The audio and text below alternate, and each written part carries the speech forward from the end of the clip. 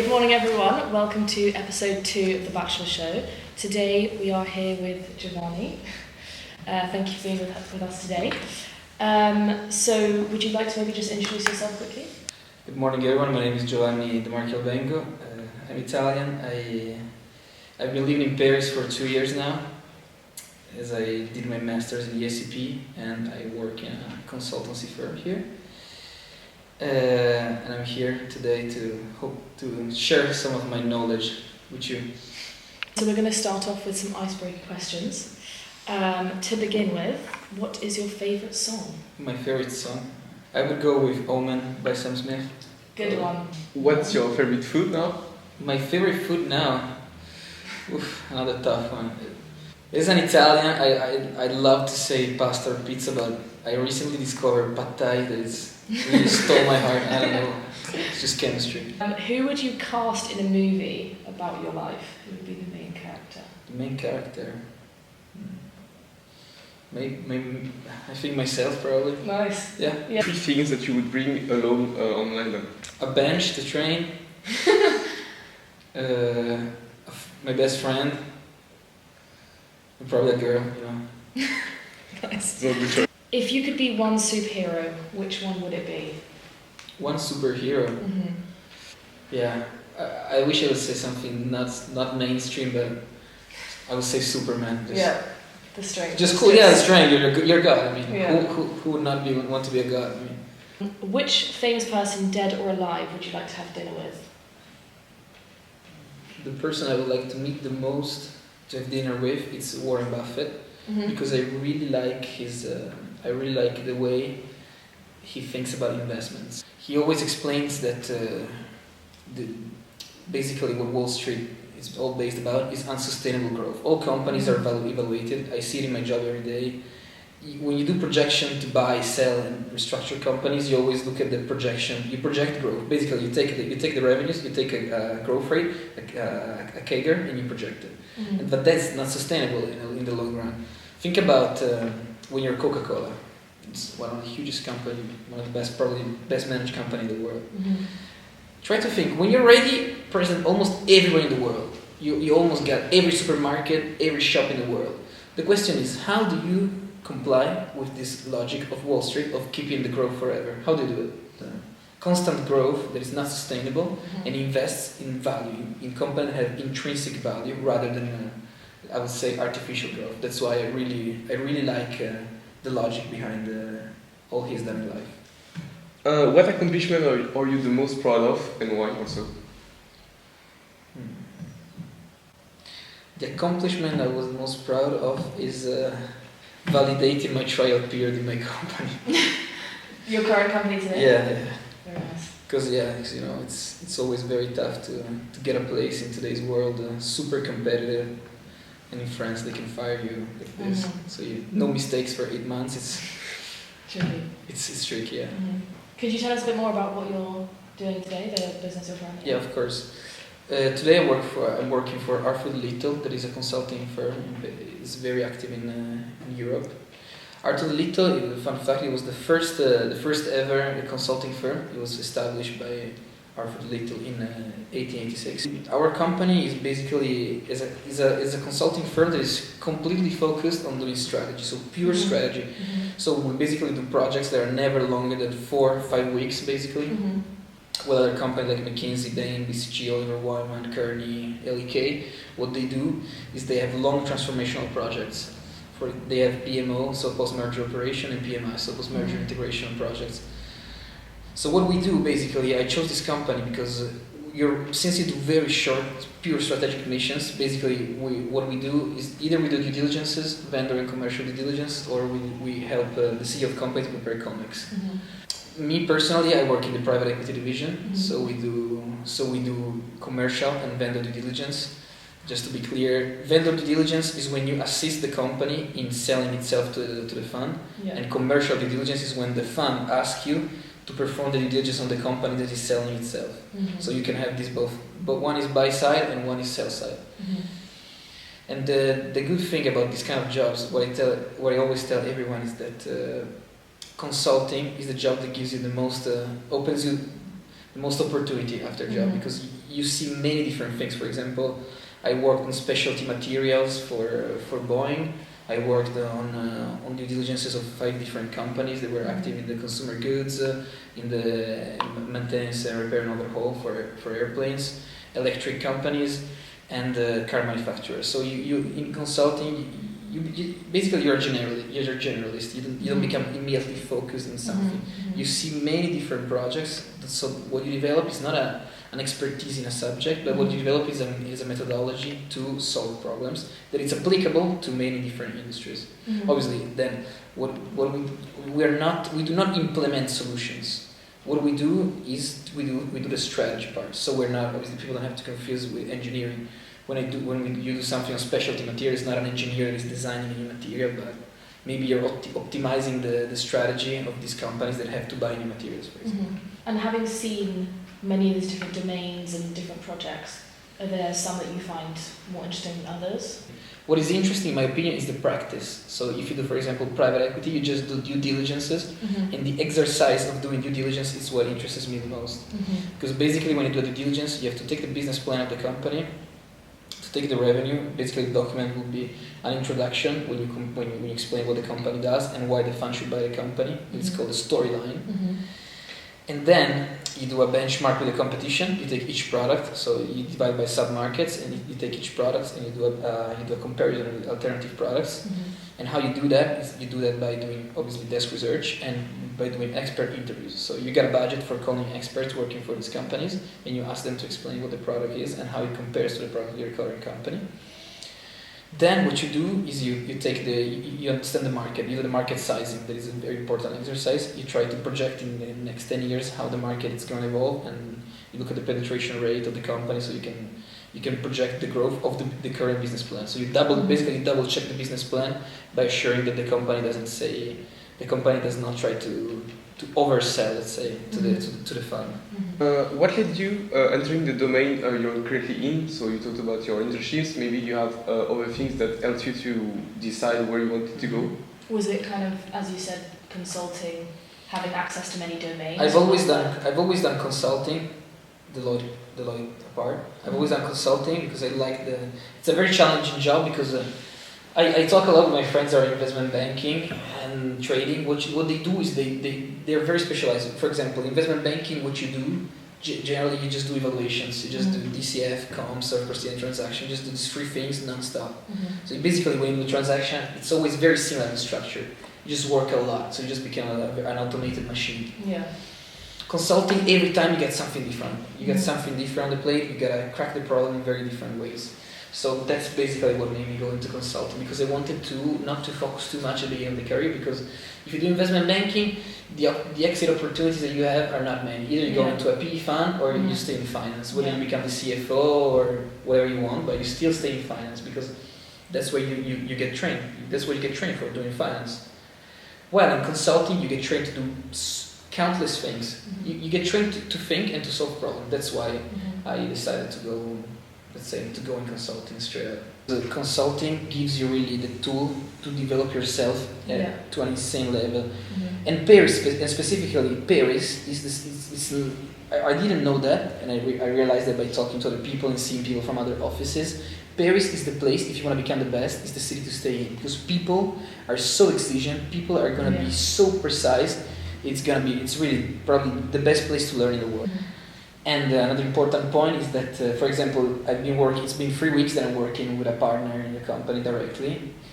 This guy was the ex-CFO of ArcelorMittal, so the biggest steel company in Europe. So the thing about consulting is the people you work with. You just work with the best people in the industry, and those people teach you. That's what they transmit you is the way they talk, how do you choose the word when you approach people, how you phrase, how you create analysis, how you structure analysis, how you structure your thought. So basically, more than just a job, I would say it's something that gives you the discipline in life. And to go back a little bit more into your education, would you say that, say your bachelor's or master's contributed more to your current success? Is there something in particular, or was it personal ventures or work experience? What would you say? What I did that helped me in the Bachelor, I did a double degree between Turin and Nice. So it's where I learned French. because if you want to work in France, you gotta speak French. Yeah. Otherwise, it's it can happen, but it's very very rare. Like, I think like 5-10% of total job offers are for English speakers, and all the rest is for English. What helped me the most, obviously, the name of ESCP. ESCP in France is ESCP in France. If you do ESCP, there's no company that is going to tell you no, your school is no good. In fact, it's the contrary. It's a very very super strong name in France, ESCP. So that really helped a lot, because our company, for example, gets only people from ESCP, ESSEC, HEC, and from engineering school, from free engineering schools. So already, if you wouldn't have the name, you would have already been out from the beginning. But what matters, in my opinion, today, since there's so much competition, is trying to learn as many languages as possible, because you never. So at least in Europe, because outside of Europe, if you work either in Dubai, Riyadh, in the US, you can speak English. There's no problem. But what I was saying, in Europe, to get some mobility, you gotta, in my opinion, you should learn 4 languages. For example, I speak Italian, French, Spanish, and English, and so you get some mobility inside of Europe. And I have friends that instead of speaking Spanish, they've done German, so they can work in Germany. And that opens you a lot of doors. So it's like I would compare life to an exam. The sooner you start studying, the sooner you start preparing for it, it's obviously the best it's gonna go. Then in life you always have a lot of it has a lot of weight, luck. Luck in life is a lot of weight, but still, if you're gonna start early, plan your career early, start applying, not getting depressed if you don't get job offers immediately, if you get refused, because it's normal. Competition is so strong. It's normal at the beginning. But what matters really is what you can build in a 5-year horizon. What you can build, you can really build strong foundations to get a good job. Could you name a few takeaways from your business studies that help you to fill those expectations? For my business studies, what I feel to say is that basically ESCP does not. I'm not going to talk about my bachelor's because it was in Italy, classic academic bachelor. There's nothing to see with the job I'm doing right now. What the ESCP teaches you is to solve big life problems. After you do ESCP, you change 3-4 countries. You learn how to get houses. You learn how to arrange yourself. That's the basic of ESCP. You learn how to live in different cities, and that is a very good point, because as I was telling before, there is no way in consulting to have always the same formula, always the same way to solve problems. So what you have to do is really try to arrange yourself to find some ways to solve problems. And I really liked what ESCP did.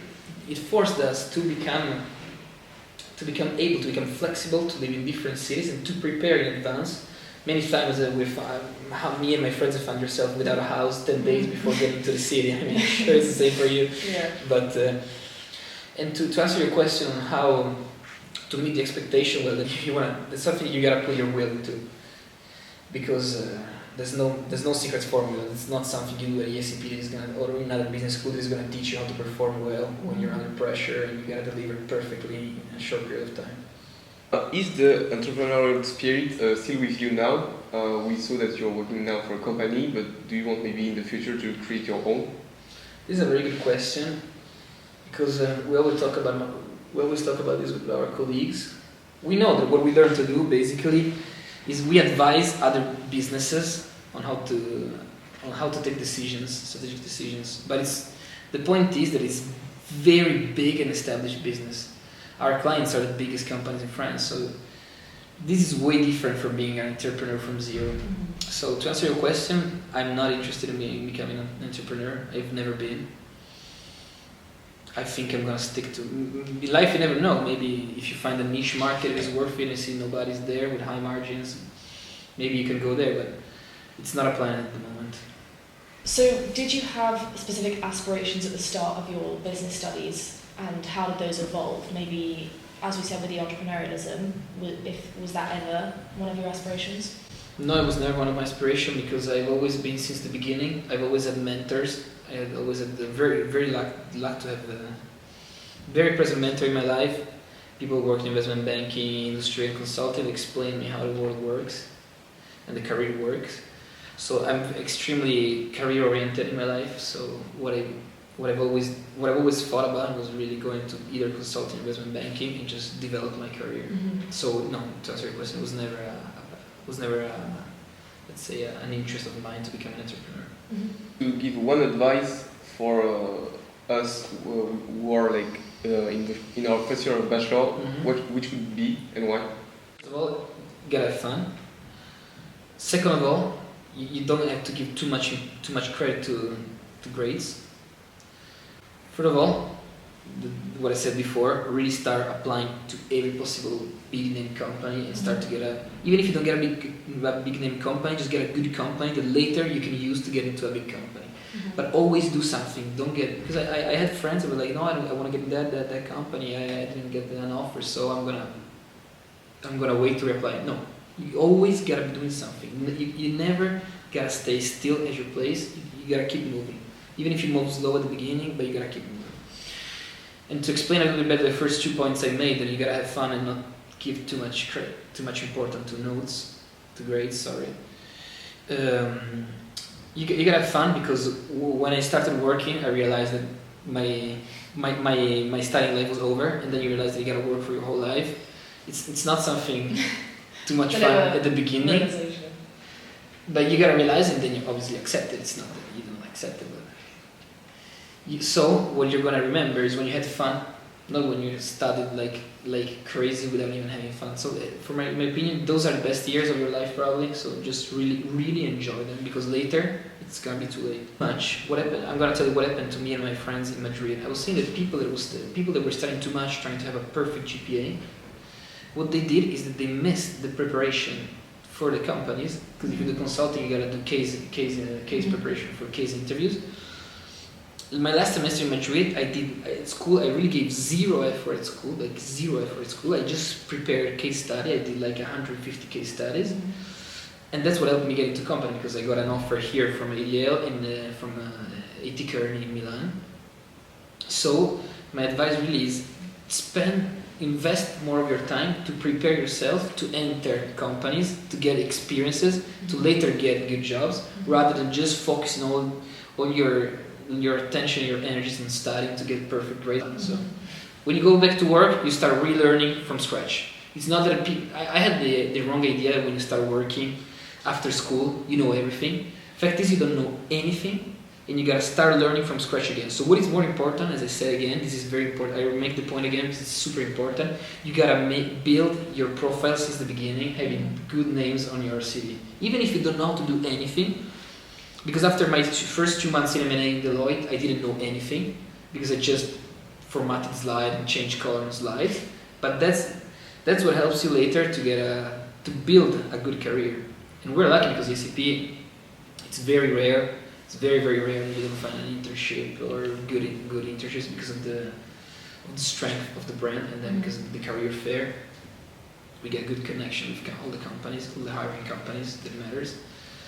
So yeah, those are basically my advices. I think we've finished with the interview. Yeah. Thank you, Mr. Demarchi. You're welcome. Thank you very much. For answering our questions. So that's the end of our second episode. Thank you for watching.